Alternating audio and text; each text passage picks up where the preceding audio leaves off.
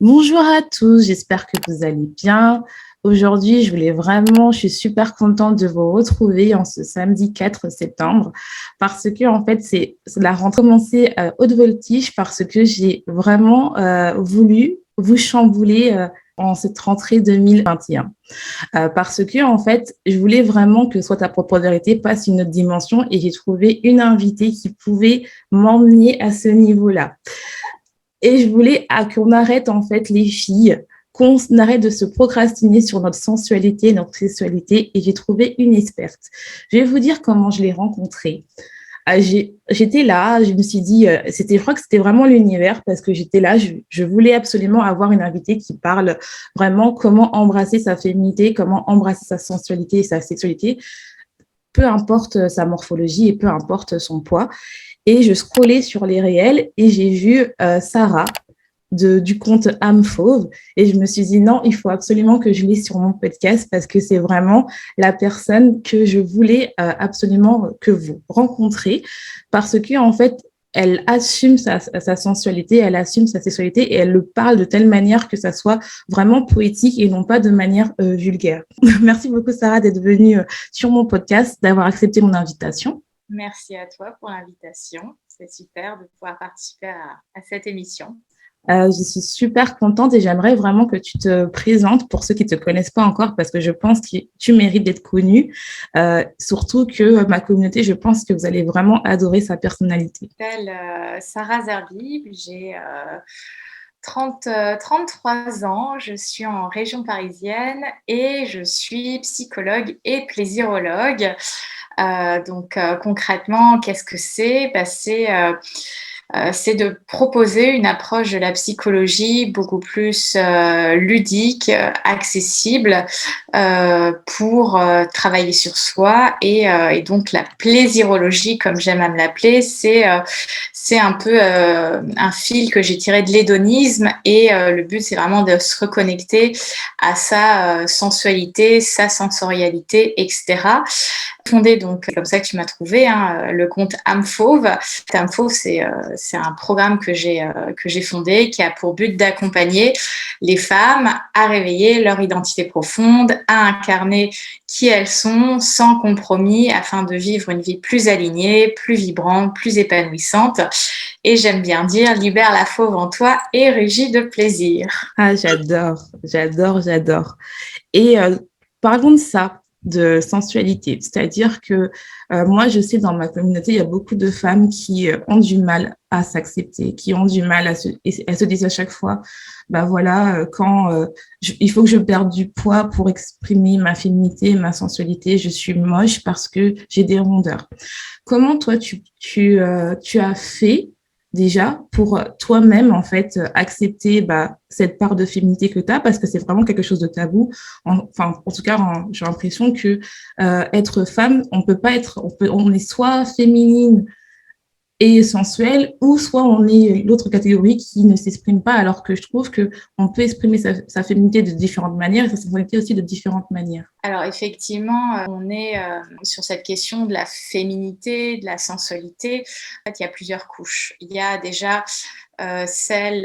si on nous prend une à une, le contexte familial, culturel, parfois religieux dans lequel on a grandi, donc en fonction de déjà sa propre mère, comment elle répondait à cette question d'être femme, son rapport au corps, à l'esthétisme. L'esthétisme, donc c'est comment je choisis la manière de me vêtir, comment je m'apprête, etc.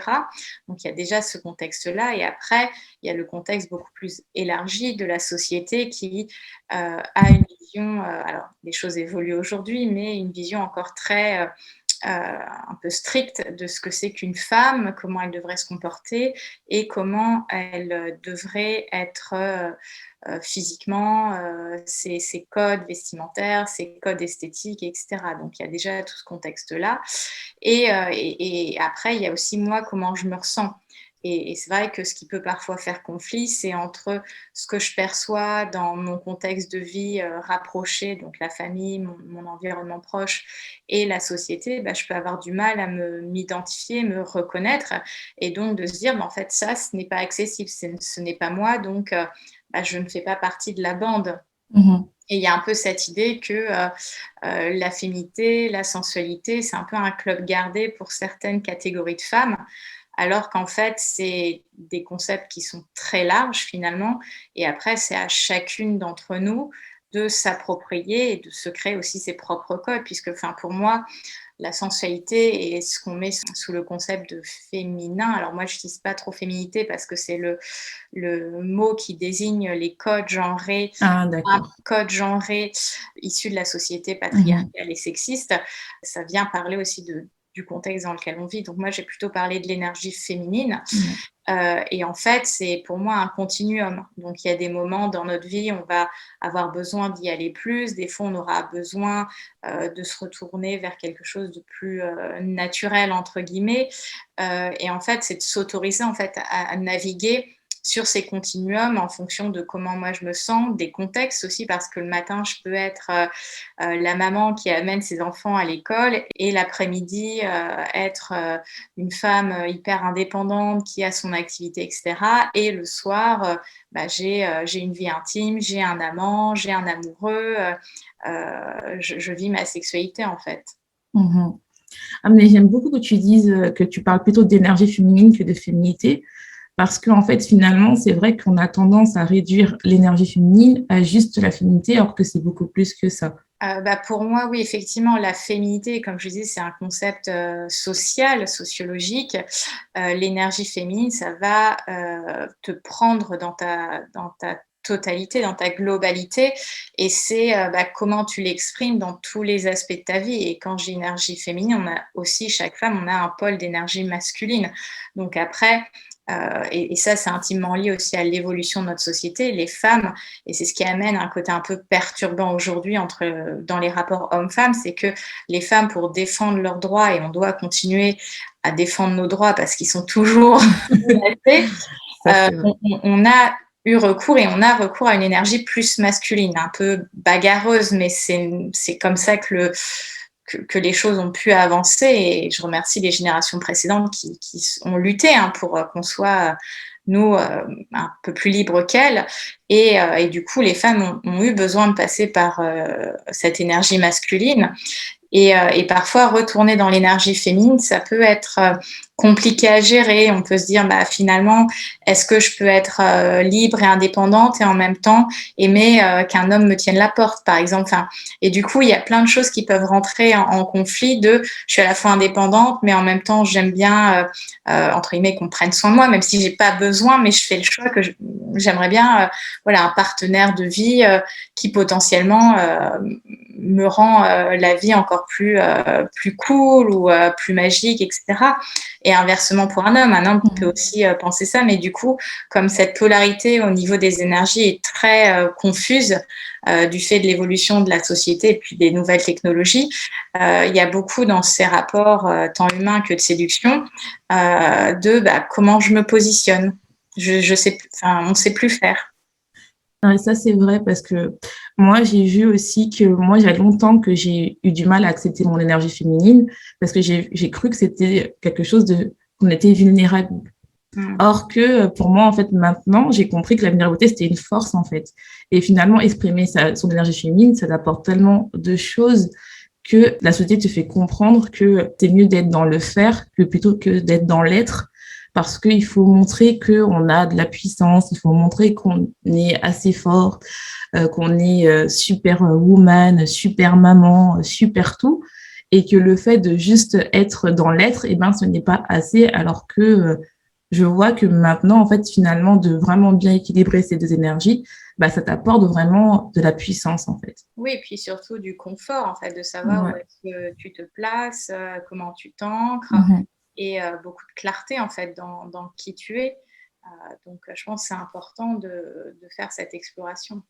Comment tu peux expliquer à quelqu'un qui a peur d'aller vers la rencontre de cette énergie, de son énergie féminine, qui a vraiment peur de se dire que, voilà, j'ai envie d'y aller, mais j'ai peur. Bah, c'est c'est une aventure, donc forcément, la peur, elle est présente. Je veux dire, moi-même, j'ai eu peur de, bah, en fait, qui est-ce que je vais découvrir sur le chemin.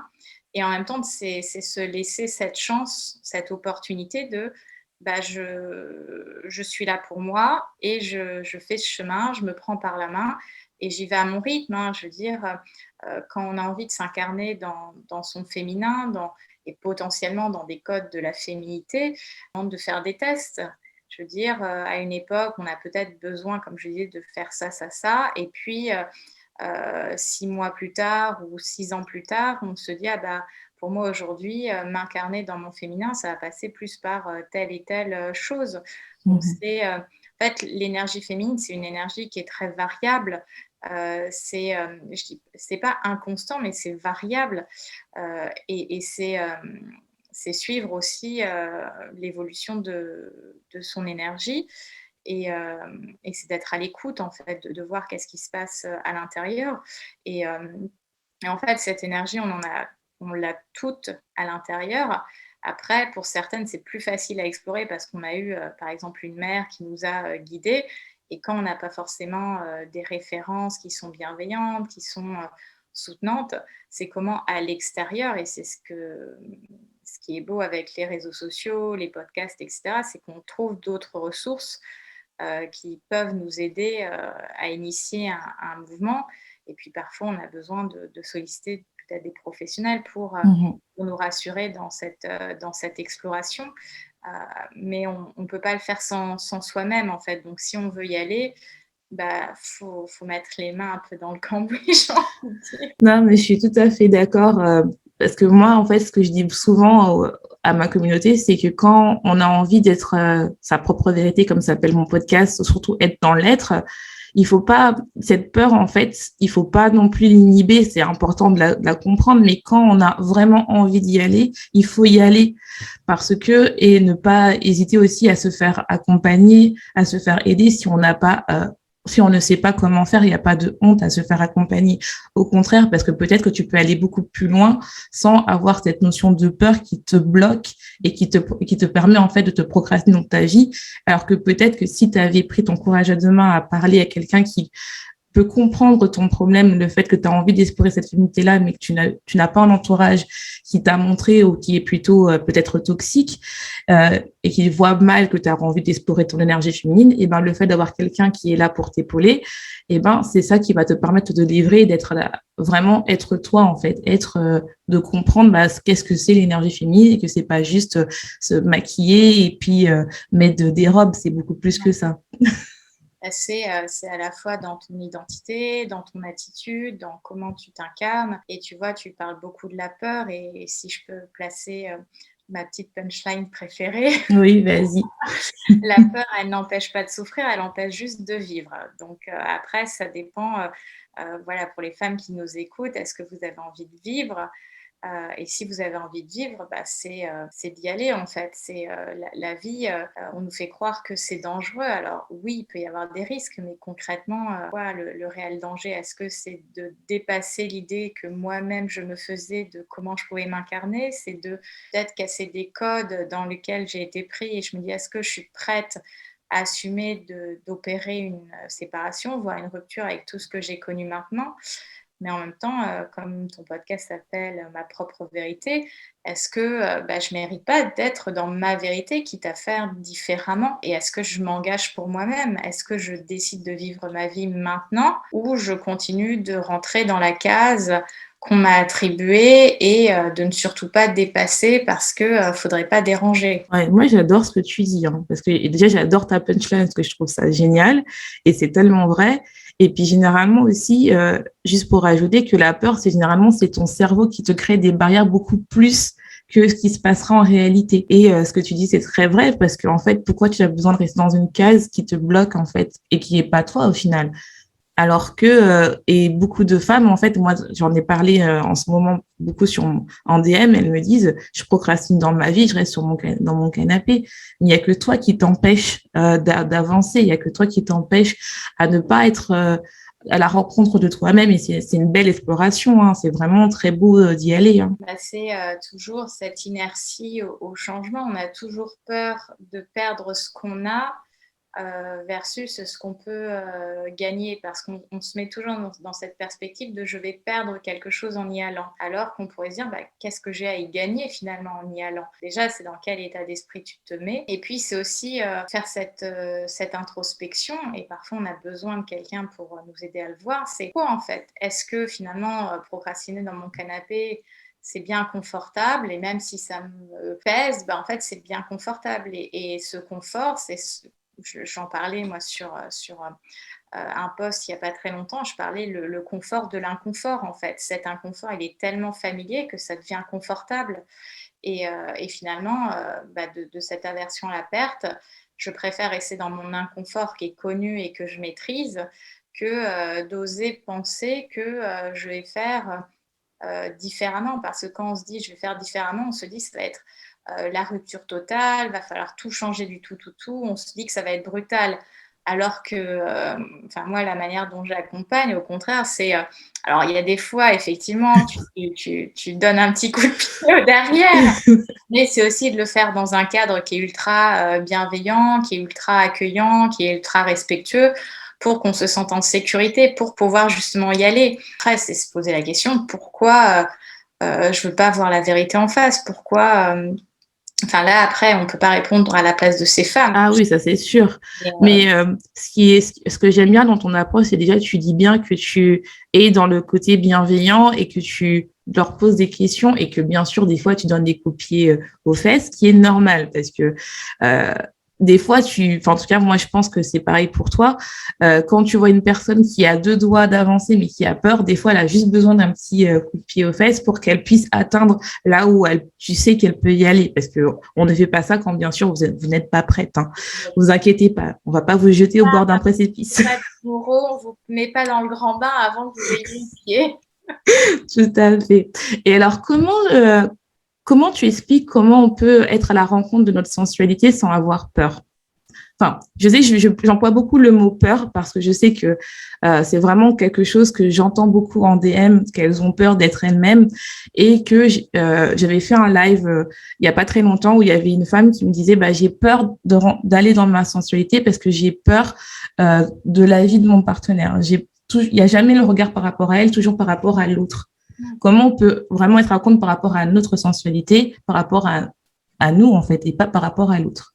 Alors effectivement, quand on amorce une transformation, et qui peut être celle-ci, hein, d'aller à sa rencontre, la rencontre de sa sensualité, ça va amener une transformation certes personnelle, mais aussi au niveau, enfin personnelle dans le sens social, environnemental. Je témoigne de mon expérience personnelle. Moi, quand j'ai perdu du poids, parce que bon, j'ai souffert de troubles du comportement alimentaire, et puis j'ai traité ça, et j'ai perdu aussi du poids, j'ai perdu des amis. Finalement, c'était pas des amis. Non, c'était pas Et bien. du coup, effectivement, quand on se rapproche de qui on est à l'intérieur, de sa vérité, en fait, c'est tout son environnement qui va potentiellement subir des transformations. Alors, il y aura des transformations plus ou moins majeures, mais c'est sûr que d'un point de vue relationnel, si on se sent pas en sécurité avec son partenaire ou sa partenaire, tout dépend de son orientation sexuelle, c'est se poser la question de bah, pourquoi je reste avec quelqu'un qui me met dans une insécurité.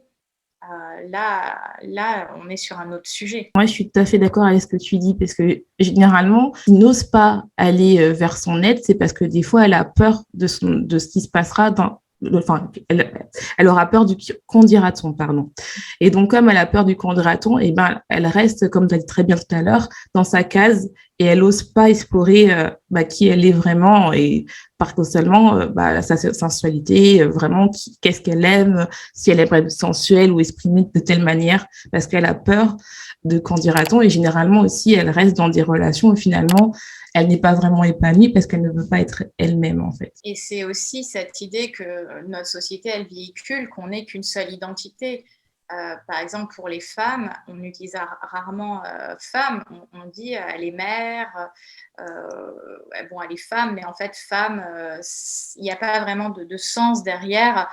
Et j'avais une discussion très intéressante dimanche en voiture, donc j'allais sur un shooting à Etretat où on a posé nu, et donc on parlait justement de cette liberté que des femmes peuvent prendre avec leur corps, et que ça les concerne qu'elles, et que personne n'a à émettre d'avis, en fait. Ton corps, il t'appartient. Et on parlait de la sexualité, justement, voilà, une femme qui vit sa sexualité comme elle l'entend, donc vraiment dans son alignement personnel, elle est souvent étiquetée comme une pute. Excusez-moi, mais on utilise les vrais mots. Non, c'est vrai. Et du coup, voilà, la conductrice, elle disait, en fait, si c'est ça être une femme libre, je suis la plus grosse des putes. Et moi, je me suis dit, mais c'est dingue. Enfin, c'est vraiment intéressant, mais dans le sens où le mot qui va venir parler de liberté, il est forcément violent et connoté négativement dans le langage familier vulgaire, alors qu'un homme qui va avoir la sexualité qu'il veut, ça va être un charmeur, un don Juan, et donc on est sur un champ lexical complètement différent. Et pourquoi on n'utiliserait pas juste le mot, c'est une femme qui vit sa vie et on s'en fiche de ce qu'elle fait. Si elle est, elle, dans sa vérité, dans son authenticité, dans son consentement et qu'elle ne fait que ce qu'elle a envie, en fait, c'est juste une femme qui est libre. Donc, pourquoi ne pas utiliser ce mot-là? Et donc, voilà, mon idée, c'était cette... voilà, nos sociétés qui veut nous mettre dans des cases et qui veut qu'on porte qu'une seule casquette, sauf qu'une femme, on peut être femme, on est femme, adulte, on est la fille de nos parents, on est peut-être la sœur de quelqu'un, on est l'amie d'eux, on a potentiellement une certaine place professionnellement. Est-ce que j'ai une place aussi dans un engagement que j'ai, que ça soit social, politique, environnemental, etc. Je suis aussi une femme, une amante peut-être, si j'ai une vie sexuelle. Et donc, moi j'aime bien cette image du diamant. On est des diamants et en fait, un diamant, il est taillé avec plusieurs facettes et c'est comment toutes ces facettes, elles forment qu'une seule et même pierre qui est ce diamant. Et en fait, c'est d'encourager aussi les femmes à embrasser toutes les facettes de leur identité qui sont qui est multiple. L'identité, elle est multiple et donc c'est comment chaque facette trouve sa place et permet un rayonnement global de la personne, en fait, en fonction des contextes, en fonction des moments de vie. Et donc, en tant que femme et même en tant qu'homme, c'est comment j'explore toutes les parties de qui je suis, que ce soit les parties lumineuses que les zones d'ombre, parce qu'on a toutes et tous des zones qu'on aime un peu moins chez nous et c'est totalement normal, mais je pense que c'est important aussi de faire la paix avec ça et d'être très au clair sur ces zones d'ombre pour pouvoir être dans son unité personnelle, en fait, de se dire ok, je suis au clair avec moi, j'apprends à aimer toutes les parties de moi et c'est comment chaque jour je continue d'être dans cette vérité, d'être dans cette incarnation et d'être dans mon authenticité, en fait, en tant qu'être humain, en tant que sujet. Ah, moi, j'aime bien ce que tu dis. J'adore que tu dis que les femmes sont comme des diamants. Et comme les diamants, ils sont pas tous les mêmes. Parce que les gens... Il y a des couleurs différentes, il y a des ça. formes différentes. Donc après, c'est à chacune de tailler son diamant. Tu vois ? Et c'est ça, et je trouve ça tellement dommage que les gens, en fait, déjà, te disent les femmes en général, alors qu'il y a plusieurs types de femmes, hein, on n'est pas tous pareils. Et deuxièmement, qu'on t'autorise pas à être, t'es pas juste la mère d'eux ou la sœur d'eux, ou beaucoup, bien des fois, on t'appelle salut ma sœur, mais non, on n'est pas frère, on n'est pas ça. On dit même salut frère pour ouais, voilà, c'est ça, alors que non, en fait. c'est ça. Alors que je trouve ça tellement horrible de dire ça parce que ça réduit tellement déjà la personne qui se fait appeler salut ma sœur ou salut mon frère, comme tu dis, ou hey guys, si vous êtes en anglais. Non, c'est trop. On est une femme et dans une femme, comme tu dis très bien, il y a plusieurs facettes comme des facettes de diamant. Donc, c'est vrai que c'est important que vous vous rendez compte que, comme dit très bien Sarah, que vous devez accepter toutes vos parts, en fait, les parts négatives, pour pouvoir vraiment comprendre comment vous comportez dans vos phases négatives. Et aussi, ça peut vous aider aussi à comprendre aussi vos phases qui sont beaucoup plus lumineuses, parce que aussi, je trouve, dans la société, on a tendance à uniquement se concentrer que sur les phases lumineuses et à oublier le côté là, le côté un peu déchet. Là, la positivité toxique. Voilà, c'est ça. On oublie cette partie-là qu'on n'aime pas, là, alors que moi, je trouve que des fois, c'est dans cette partie-là où tu arrives mieux à te comprendre et surtout à te pardonner aussi certains trucs que tu fais et qui va te permettre d'évoluer vraiment. et à apprendre beaucoup de choses en toi et aussi à comprendre quels sont tes niveaux d'énergie masculine et d'énergie positive, ou le yin et le yang, comme vous préférez l'appeler, bien sûr. J'ai aussi d'autres questions. Comment tu as réussi à, comme tu nous as parlé aussi que tu avais t'as eu un trouble alimentaire, et je pense qu'on se rejoint par là parce que moi aussi, comme vous savez, j'ai eu un trouble alimentaire qui est l'hyperphagie. Comment tu as fait pour apprendre à aimer ton corps? Parce que, comme tu as dit, tu as perdu du poids, donc ça t'a chamboulé tout ton univers. Mais comment t'es passé? Bon, tu nous as dit que tu t'as fait accompagner, mais tu as quand même travaillé sur toi. Donc, comment tu as fait pour vraiment apprendre à t'aimer, à aimer ton corps? Alors, moi, je pense que c'est venu par la mise en mouvement de mon corps.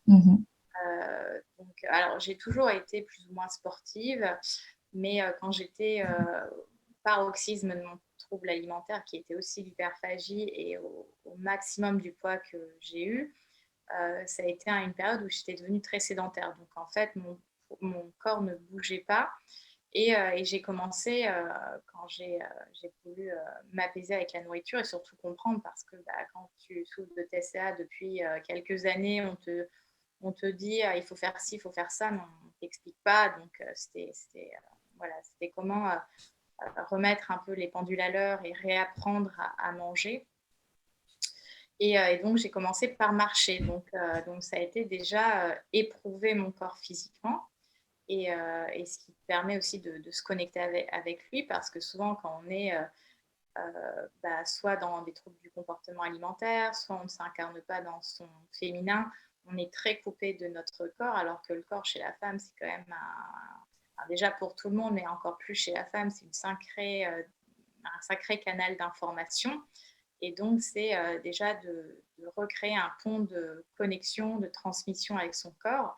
Et ça, c'est possible notamment par le mouvement. Donc, on n'a pas besoin d'être une grande sportive, il suffit d'aller marcher, mais déjà de se mettre en mouvement, d'éprouver son corps, de voir comment il se déplace dans l'espace, parce que généralement, quand on n'est pas dans son féminin, on n'a pas non plus une image mentale de son corps, on n'a pas d'image corporelle, on ne sait pas à quoi on ressemble, quel espace on prend dans l'espace, etc.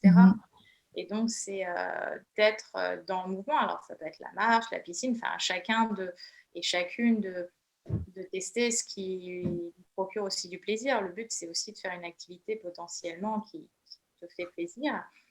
Et puis après, c'est oser se confronter aussi au miroir, parce qu'on a tendance à éviter beaucoup, beaucoup, beaucoup les miroirs. Ah ouais. Et puis, ça a été donc ce travail-là, ça a été effectivement essayer de trouver ma signature identitaire vestimentaire. Donc, il y a eu plein d'étapes là-dessus. Hein. Je veux dire, entre quand j'ai commencé à réellement vouloir m'habiller, même si à l'époque, je faisais une taille 54. Donc, c'était essayer de trouver les choses qui m'allaient, les couleurs qui me plaisaient. Trouver son style, donc tout ça, forcément, on tâtonne un peu, mais c'est normal, et c'est se dire, bon, j'essaye, je vois, et c'est vrai qu'au fur et à mesure, tout ça s'affine, dans le sens où tu y vois plus clair, tu repères mieux ta silhouette, qu'est-ce qui te met à l'aise, qu'est-ce qui te met en valeur, etc. Et puis, c'est aussi parfois... se challenger un peu j'ose mettre peut-être une robe au-dessus du genou, alors que jamais j'aurais imaginé porter ça, et pourquoi pas, en fait, parce qu'on se dit oui, je peux pas le faire parce que je suis grosse, ou parce que j'ai du ventre, et etc., mais en fait, si ça dérange, ça dérange l'autre, en fait. Moi, si je suis bien, quoi. Donc voilà, c'est passé par tout ça, et puis explorer son corps, son fonctionnement, apprendre à se connaître, apprendre à écouter et décrypter ses messages. Et ça demande un engagement avec soi-même. Ce que tu dis, j'aime bien ton parcours, comment tu expliques, parce que c'est vraiment ça que j'explique lors de mon podcast et de mon programme. C'est déjà, tu t'es pas, entre guillemets, flagellé, tu as vraiment... tu t'es mis en accord avec toi-même, tu as dit, ça y est, je fais un contrat avec moi-même pour enfin apprendre à me connaître. Et ça, je trouve ça super beau parce que, comme tu dis très bien et comme tu l'as dit, c'est que quand on a une TCA, on évite de se confronter à son corps et à soi et à son image dans un miroir. Parce que moi, je sais qu'il y a des femmes qui se regardent jamais, le miroir est limite, il y a un drap dessus pour pas se voir et tout ça. Et à un moment, tu t'es dit, ça y est, je vais voir comment mon corps fonctionne dans l'espace, je vais apprendre à vraiment mettre des habits qui me mettent en valeur, vraiment te mettre en priorité. Et je trouve ça super beau comment tu l'expliques, en fait. Après, tu vois, cette histoire de contrat avec moi-même, je dirais que c'est pas venu tout de suite quand j'ai décidé de travailler mon rapport à l'alimentation. En fait, c'est des choses qui viennent au fur et à mesure. Moi, je fais toujours la comparaison avec les couches d'un oignon. Je veux dire, généralement, quand on décide d'opérer une transformation, il y a souvent un sentiment d'urgence. Donc, on est d'abord sur le dossier qui est chaud, bouillant. Et puis après, quand ça s'apaise, ça nous permet déjà d'y voir un peu plus clair et de se dire, ok, j'ai commencé à prendre à bras le corps ce qui était vraiment urgent, mais est-ce que la question, elle s'arrête que là? Ou est-ce qu'elle a des ramifications? Et c'est justement ces ramifications, comment progressivement je m'y attelle. Ouais, je suis d'accord avec ce que tu dis et je trouve ça bien la comparaison avec l'oignon parce que c'est vrai, parce que moi je dis toujours que ton alimentation ou la prise de poids, peu importe, c'est vraiment juste le sommet de l'iceberg. Et donc en fait, il faut chercher, creuser au fond. Et tant que tu n'arriveras pas à vraiment comprendre ce qui se passe, les racines, pourquoi en fait tu manges, et pourquoi tu ne t'aimes pas et pourquoi tu n'arrives pas. Est-ce que c'est ton environnement? Est-ce que c'est ta relation par rapport à ton corps? Est-ce qu'on t'a tout simplement pas appris à t'aimer ou appris à prendre soin de toi? Et tu vas toujours, même si tu vas peut-être essayer de perdre du poids ou à faire un régime, peu importe, si tu as besoin de perdre du poids, il n'y a aucun jugement à ça. C'est que tu vas toujours retourner dans tes travers parce que tu n'as pas travaillé tes racines, en fait. Tu n'as pas travaillé ta relation avec toi-même et avec ce qui se passe vraiment, ton côté émotionnel, en fait. Et je trouve aussi qu'on le retrouve bien avec quand tu as parlé tout à l'heure de l'énergie féminine, avec ton approche où tu poses bien la question, où tu dis bien pourquoi tu ne veux pas pourquoi tu ne veux pas, mais pourquoi tu n'arrives pas à aller explorer ton énergie féminine avec ton approche. On apprend les causes, l'environnement, qu'est-ce qui s'est passé. Et je trouve que ça, on le trouve bien dans ton approche. Et je trouve ça super beau parce que c'est vrai que on a tendance à penser que l'énergie féminine, ou si on veut explorer, par exemple, vu que c'est le thème du podcast de la sensualité, c'est uniquement le côté un peu le sommet de l'iceberg. On ne va pas chercher les racines. Et ça, je trouve ça bien. Et parfois, on peut se dire, telle femme, elle est féminine parce qu'elle a décidé de porter du rouge à lèvres, d'être coiffée d'une certaine manière, de porter tel et tel type de vêtements. Mais est-ce qu'une femme qui n'utilise pas forcément ses accessoires, et je ne dis pas que ces accessoires sont bien ou mal, en fait, chacune choisit son rapport avec, il n'y a aucun problème. Mais est-ce qu'une femme qui ne s'identifie pas au maquillage, à la coiffure, aux vêtements, et forcément pas féminine, alors que peut-être dans sa manière d'être, justement, elle est dans son énergie féminine. Et en fait, c'est ça qui est intéressant, en fait, c'est d'être dans l'inclusivité, qu'une femme qui porte du maquillage et une femme qui ne porte pas du maquillage, en fait, elles peuvent être toutes les deux dans leur énergie féminine. J'ai aussi une question qui a été posée par une de mes abonnées. Elle se retrouve dans un problème tel suivant, c'est-à-dire que au niveau sexuel, c'est-à-dire qu'elle est beaucoup plus en demande que son partenaire, sachant que, et elle a l'impression d'être un peu, on va dire, je pense que tu as toujours entendu, un peu trop en demande ou un peu trop obsédée parce que son copain lui dit tu penses qu'à ça, alors que lui il est beaucoup moins actif, donc elle a l'impression que c'est elle le problème, alors que moi je lui ai toujours dit que non, mais vu que tu es experte, c'est mieux que je te la pose à toi. Que représentes-tu à cette personne-là? J'ai remarqué qu'il y a beaucoup de femmes qui ne, entre guillemets,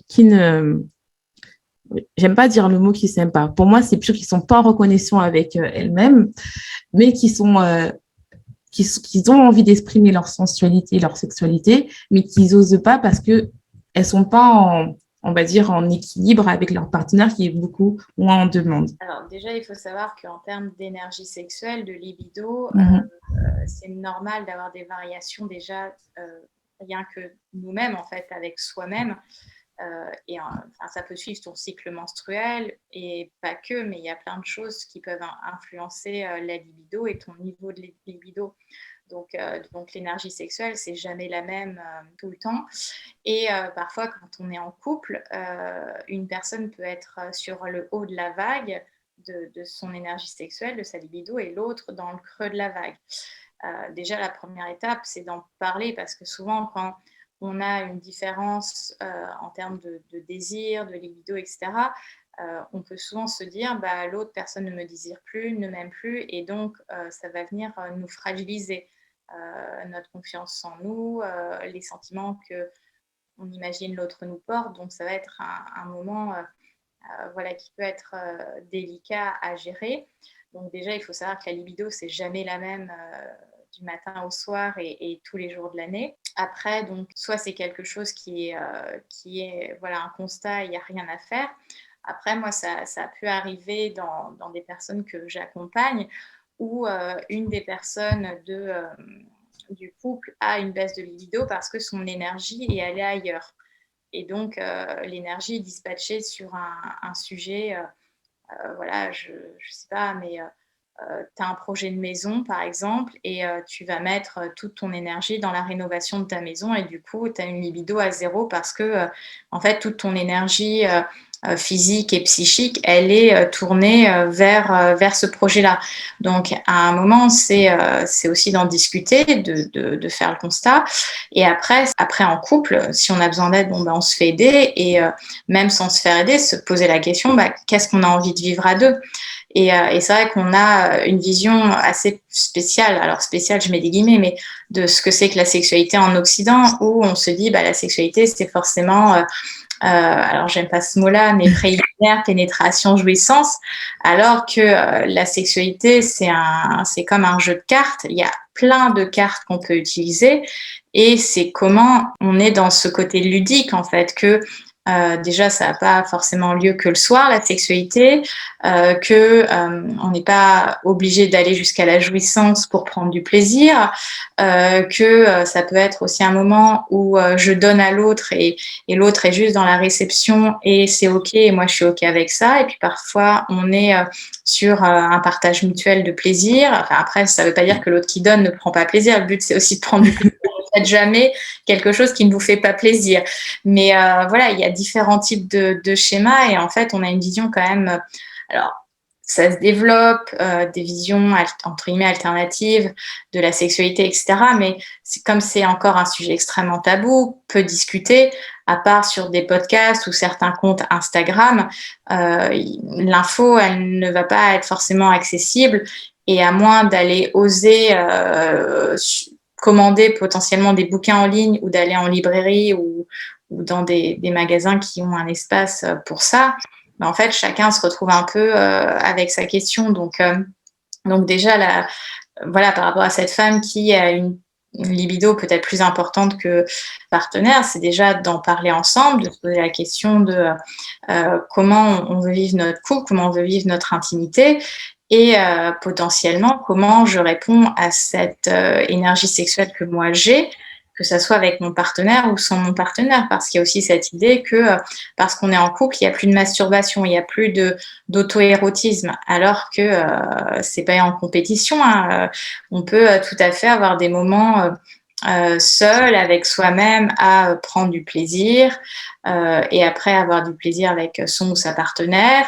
Et puis après, il y a toujours cette question de est-ce que notre couple est un couple fermé et monogame, ou alors on pense que c'est quelque chose qui ne convient pas à qui on est fondamentalement, et on se pose des questions, on échange là-dessus. Il y a beaucoup de sujets sur lesquels on peut ouvrir en tout cas un échange quand sa sexualité au sein d'un couple. Ouais, mais c'est super intéressant ce que tu dis. Ça donne plusieurs pistes de réflexion à explorer et surtout à vous dire que c'est vrai que je vais rebondir sur un truc que tu as dit. Ça va amener aussi sur la prochaine question. C'est vrai que je trouve en tout cas en Occident, la sexualité est très résumée à, je dirais, le préliminaire, c'est que tu es gentil. Hein, je dirais plutôt, c'est résumé beaucoup à la pénétration. Et alors que c'est beaucoup plus que ça, en tout cas, surtout que, euh, et comme tu dis, généralement, il y a beaucoup de gens qui se contentent de le pratiquer que le soir, alors que bah, ça peut se faire avec des petits jeux ou en explorant soit tout seul ou soit avec son partenaire ou sa partenaire, peu importe votre relation sexuelle, vraiment de comprendre qu'il n'y a pas que l'acte, mais il y a beaucoup de choses à côté. Et ça va m'amener à, peux-tu nous expliquer le slow sex? Parce que j'ai vu un article de base que tu as fait et je trouvais ça très intéressant. Et c'est vrai que je ne connaissais pas. Et je pense qu'il y a beaucoup de monde qui ne connaissent pas. Et je pense que ça a vraiment un rapport avec ce que tu as décrit avant, qu'il y a plusieurs sortes de sexe. En fait, le slow sex, c'est un concept qui est né dans les années 90 par une sexologue, alors je crois américaine, mais qui habitait en Afrique du Sud, enfin bon, bref. Et en fait, c'est un peu la même chose que la slow life, en fait, où c'est cette volonté de ralentir. En fait, la pensée derrière le slow sex tire ses racines du tantrisme et du taoïsme, qui sont donc des pratiques et des modes de vie ancestraux qui existent donc en Asie et qui ont une vision déjà de l'être humain et de la sexualité complètement différente que nous en Occident.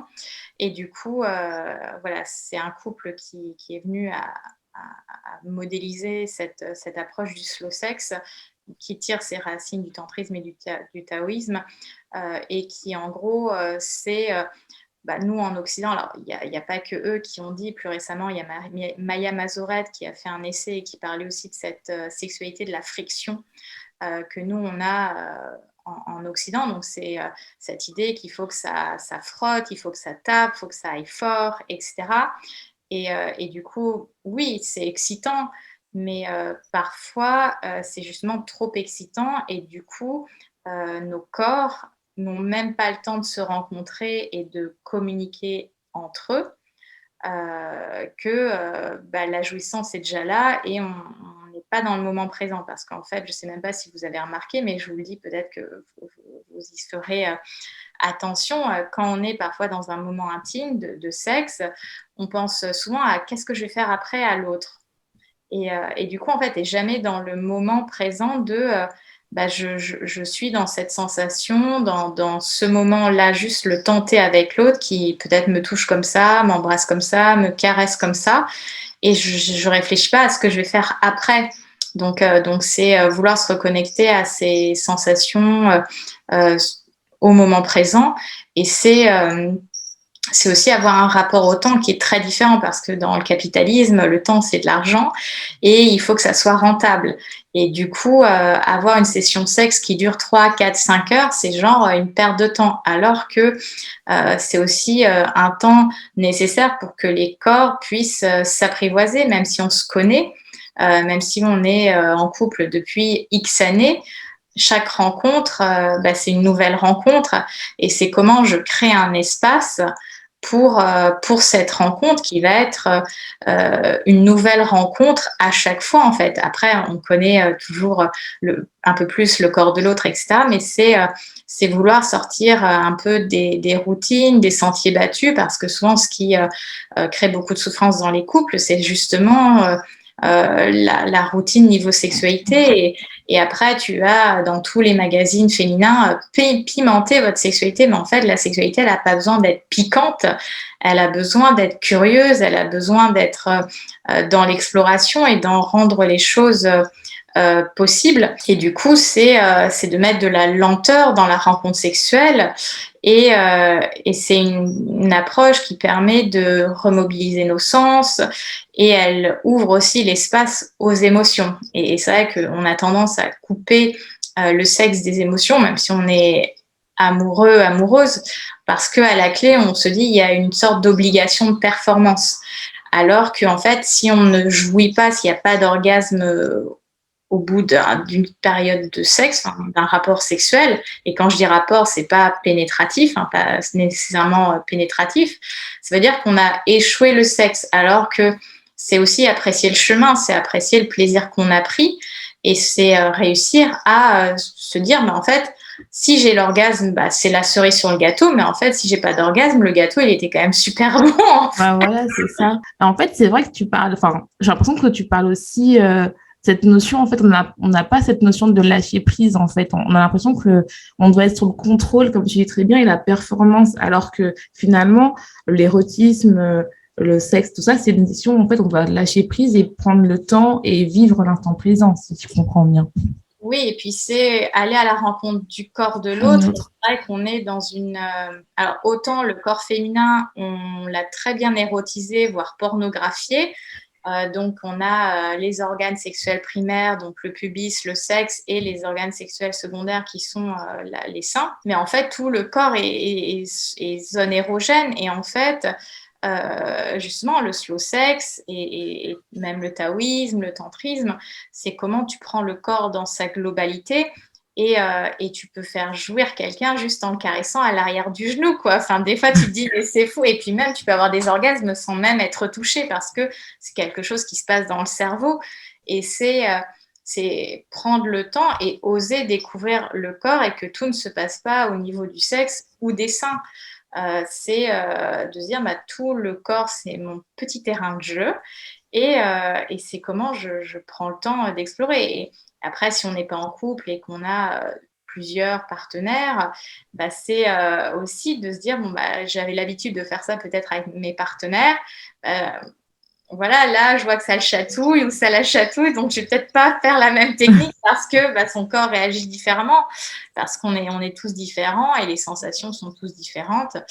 Et c'est important d'être à l'écoute de l'autre. En fait, je trouve que ce qu'on a oublié, en fait, c'est la recherche bah, de notre plaisir et du plaisir de l'autre, mais d'une autre manière, en fait. Pas uniquement aller, comme tu dis très bien, dans la pénétration, mais plutôt d'être dans la découverte du corps, travailler avec son imagination, son cerveau, travailler avec le toucher, sa peau, peut-être les odeurs, des trucs comme ça. Exactement. Et puis c'est aussi le regard. Souvent, on ferme les yeux ou on veut que ça soit dans le noir, le sexe. Alors que justement, le regard, c'est déjà ultra érotique. Alors les hommes sont d'autant plus visuels que les femmes. Mais c'est aussi être dans cette conscience que je suis avec l'autre et que, alors je dis pas qu'on doit garder les yeux ouverts comme des hiboux toute la période de sexe, mais c'est oser regarder l'autre, c'est voir ses réactions et aussi juste regarder le corps de l'autre parce que ce qu'on regarde, c'est ce qui va nous donner envie. C'est comme parfois un parfum, une odeur, ça va susciter une envie.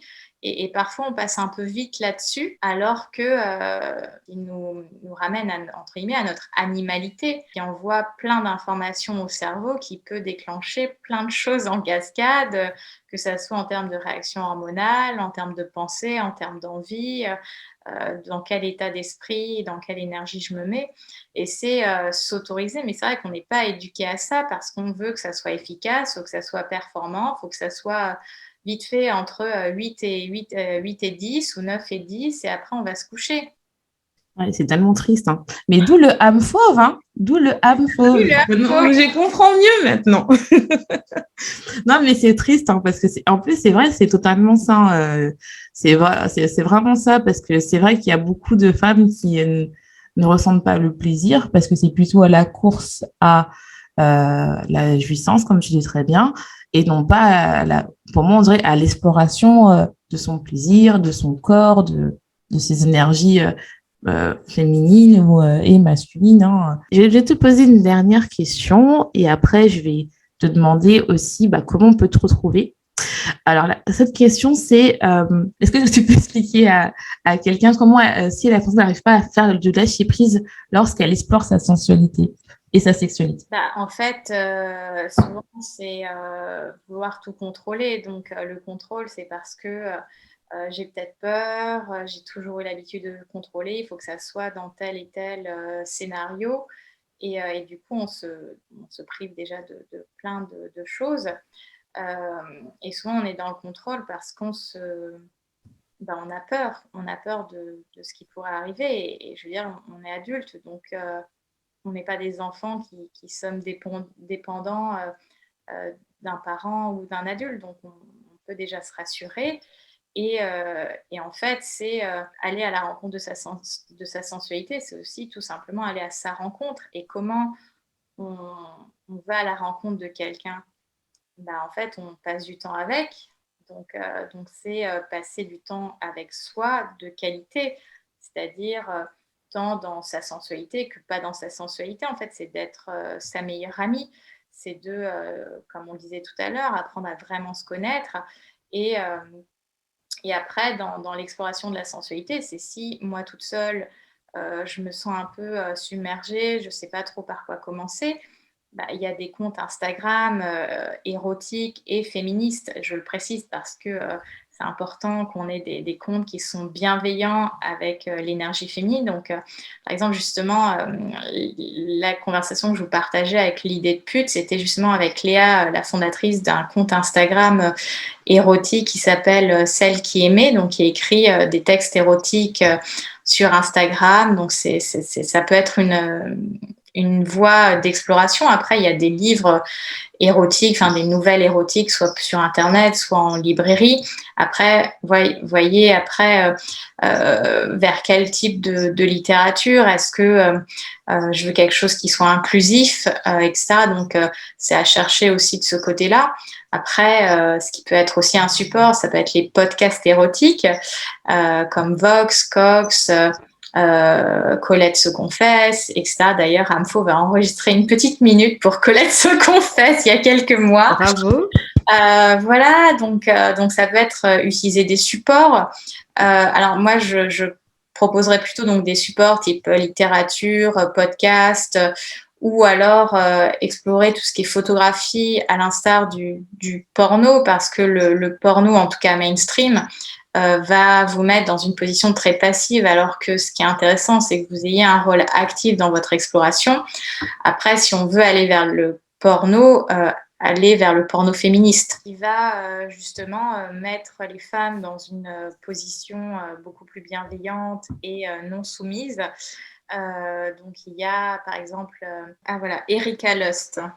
Ça peut être Erika Lust qui est une activiste du porno féministe, et puis il y a plein d'autres sites comme Pink Label, etc. Donc en fonction de ce qui fait sens pour nous. Ça peut être est-ce que aussi je prends un temps d'exploration de mon corps avec un miroir pour regarder comment est fait mon corps, comment je le touche, est-ce que j'ai recours à des accessoires, etc., etc.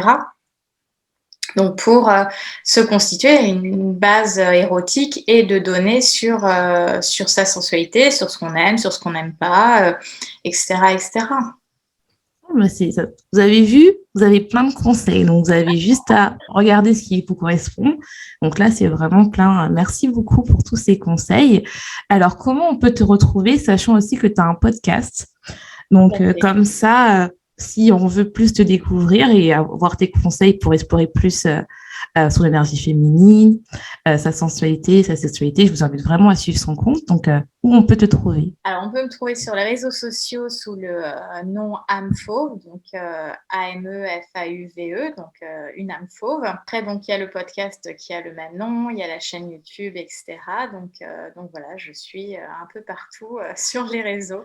De toute façon, je mettrai comme d'habitude les informations en barre d'informations où vous pourrez retrouver tous les liens de Sarah, alias Âme Fauve. Donc, je vous invite vraiment à aller suivre son compte. C'est super. En plus, elle a une chaîne YouTube, donc n'hésitez pas à y aller. Et son podcast aussi, il est génial. Donc, n'hésitez pas. Et si on veut, par exemple, travailler avec toi, qu'on a besoin d'aide particulier, est-ce que tu as quelque chose que tu peux nous proposer? Alors, donc moi, je propose un accompagnement en one-to-one qui s'organise donc sur un travail autour notamment du féminin, de l'image de soi, etc.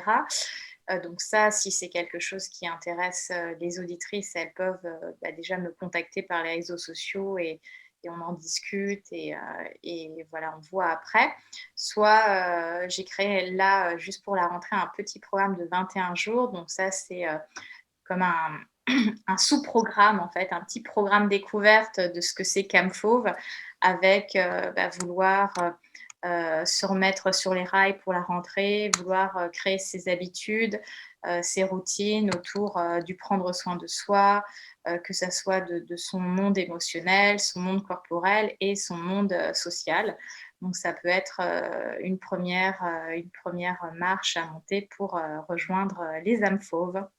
Ah bah, de toute façon, comme je vous ai dit, je mettrai ce lien en barre d'infos. Donc, pour celles qui sont vraiment intéressées, n'hésitez pas. Franchement, c'est super bien pour bien commencer la rentrée, d'avoir un programme comme ça qui vous challenge de 21 jours pour apprendre vraiment à commencer à se connaître et d'être une âme fauve et ne plus jamais rentrer dans une cage.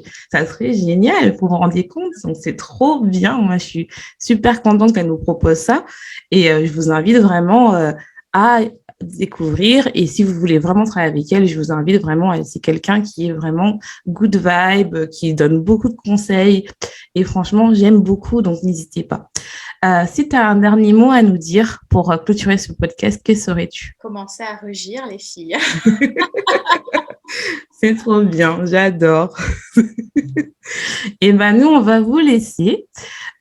Merci beaucoup pour nous avoir écoutés. J'espère que ça vous a plu. Comme je vous ai dit, n'hésitez pas à aller voir son compte, son podcast et sa chaîne YouTube. Et je vous dis, passe une bonne journée, passe une bonne soirée. Tout dépend à quelle heure tu écoutes ce podcast. Et n'oublie pas, sois ta propre vérité. À bientôt. Au revoir.